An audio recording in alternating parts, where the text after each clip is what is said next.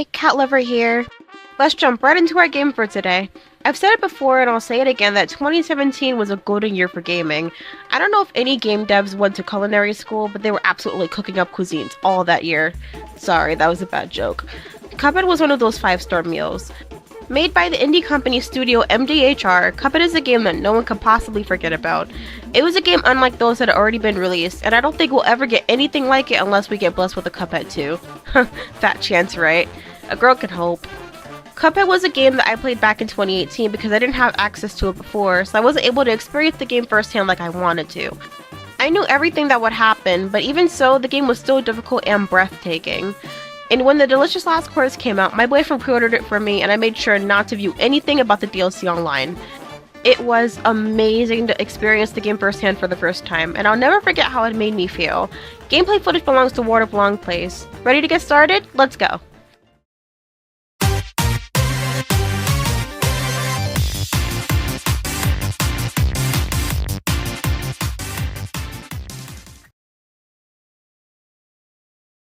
Cuphead is a run-and-gun game with an art style heavily inspired by 1930s and 1940s cartoons like Popeye and Tom and Jerry.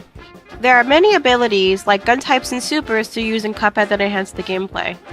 These weapons can only be bought using coins that you'll find in run-and-gun levels, or if you somehow manage to find them while wandering around the aisles. Run-and-guns are levels with various enemies and platforming hazards littered throughout, but also have coins to find. These coins can help you buy better abilities. I really like that the game incentivizes players to play other game modes even though they're not exactly mandatory or necessary to complete the game. It just gives off a bit more variety and edge so that you have more options later on.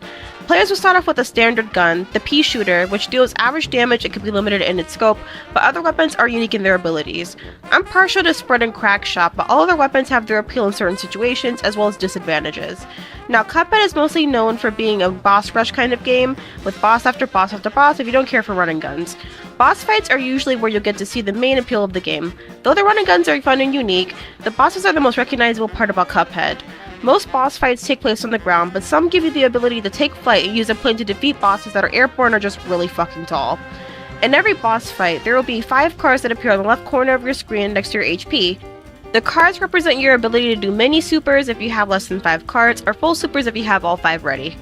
These cards may take a while to build up, as you have to deal damage to the boss or parry things in the environment. Parrying is a mechanic that allows you to parry anything pink in the environment, whether that be in bosses or running guns. Not only does it build up your cards, but it also counts to your score at the end of every level or boss. Possibility for even a single parry incentivizes players to play a little riskier, as most parries are usually things that can hurt you, so being accurate is important. The game isn't easy, far from it actually.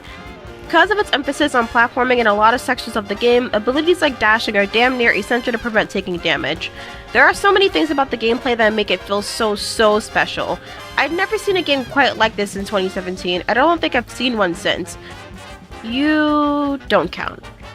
The gameplay is flawless, and though I can get as tilted or as frustrated as I want, I always return to the game because it's fun. It's not one of those insanely hard, super unfun games that I hate with a passion. It's difficult but fair most of the time, and the game doesn't typically BS you.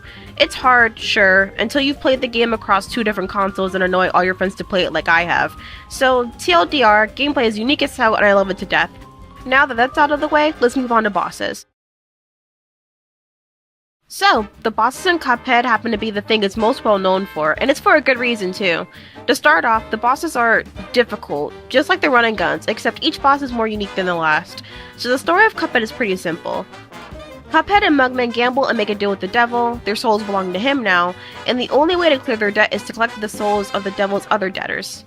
Wow, that's a tongue twister. But yay, that means we get to beat some ass. Sounds easy, right? Well, it's not. These bosses can range from fairly easy to staring at the game in disbelief difficult, but all are fair. They really do give you a run for your money when you fight them, and it can take a while to beat them sometimes.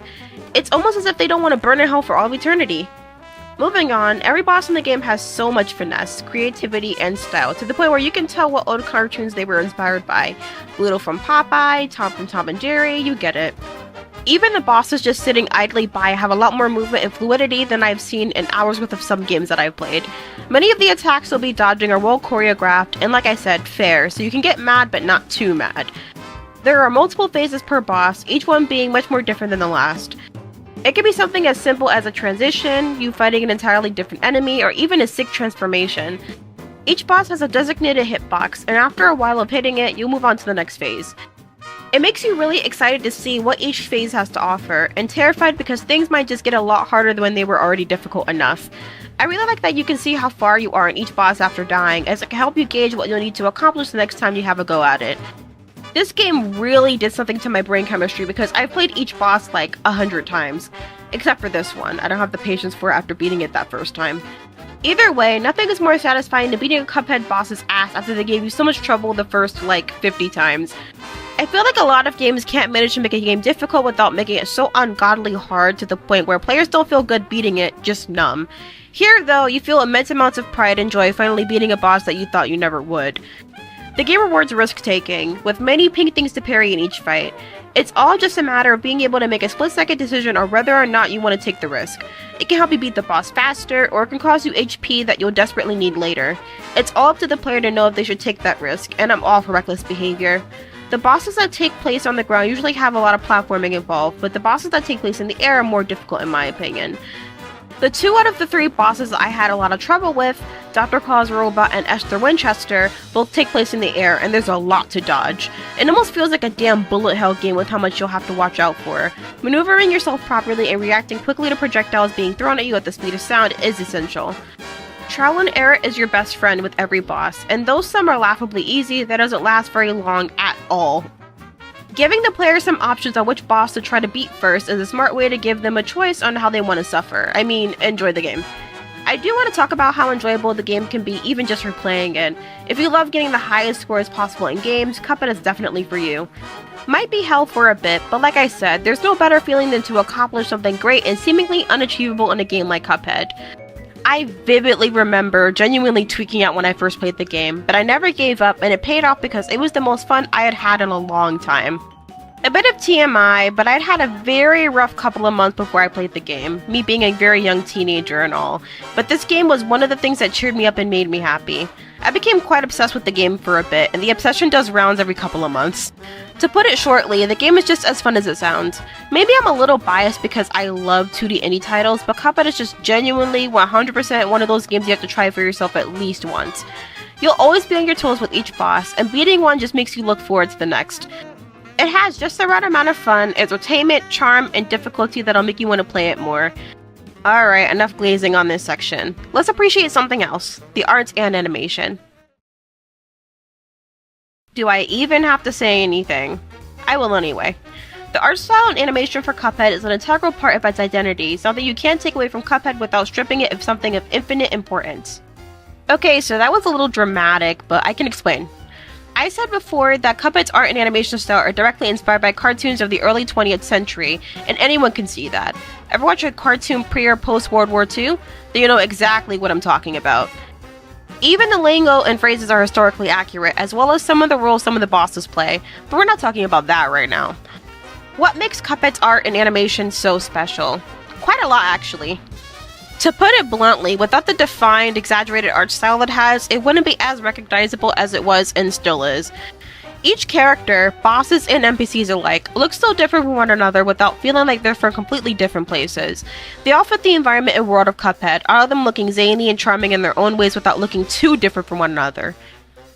Sometimes it gets easy to forget that you're playing a game and not watching an insanely interactive show. I remember showing my granddad the game and seeing his face light up, like he recognized it somehow, even though he obviously didn't. The fact that each frame of animation is done by hand and not digitally is unbelievable. Everything in this game has so much blood, sweat, and tears put into it. The love emanating from each piece that you'll see is something that you can't commonly find. As an artist myself, I feel so pretentious saying that. I make art myself, so I can really appreciate the animation of Cuphead. Even just knowing a little bit about animation will let you know the long and possibly sleepless nights those animators have to go through to get the final product. Art is such a priceless, beautiful thing, and Cuphead can really help you understand that fact better. The colors in Cuphead are bright enough to wow you and slightly washed out enough to remind you of what the game is inspired by. Everything is grounded and balanced just right to make the game look as amazing as it does. The bosses are great in their own way, but what makes it leagues better is the art and animation. The art makes each boss unique, while the animation is smooth enough to make it easier on the player. Even the overall world of Cuphead is a much better and more impressive thing because of the art. The aisles you can travel between, just like the designs for the bosses, look connected but still unique from one another. It makes it easy to determine that we're only really traveling between cities and not entire worlds. The bosses also seem to have good placement in each aisle, it fitting their shticks and aesthetics to a T. The arts and animation really help set the game off, everything looking bouncy and more full of life than I've ever seen. It's not an easy job, and it usually goes underappreciated, but I gotta say, the art here is unmatched. Now we can talk about something else important: the music. I have like 30 different music playlists across a bunch of apps, so you knew I had to talk about the music of Cuphead. The music is another thing heavily inspired by the early 1900s, with most of the game's tracks belonging to several genres, such as early big band, ragtime, and jazz. For me, it's pretty much impossible to play a game without listening to the music. Everything has to be appreciated and considered, and the music in this game is, well, pretty damn good.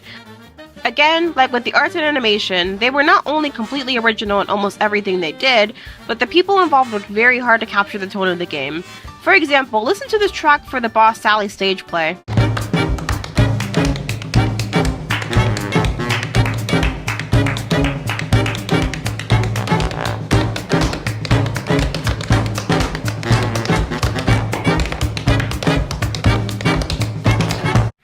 You can hear tap dancing in the back, and the instrumentalists are clearly working so hard to have the player understand the kind of fight they're getting into.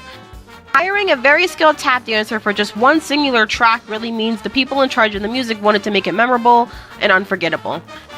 It's a shame that you probably won't be able to listen to the entire song in its full glory during the actual boss fights, though it's possible that you would during the run and guns. Again, Cuphead is something that will stick with you well after you've played it, and its various tracks are catchy enough to get stuck in your head for years. I know that firsthand. So, after all these years, is Cuphead still just as great now as it had been in 2017?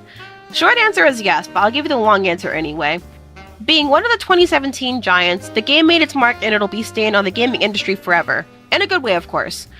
It would be one thing for just the gameplay to be good, then it'd be considered a good game. But, on all fronts, Cuphead nails every other category available to it out of the park.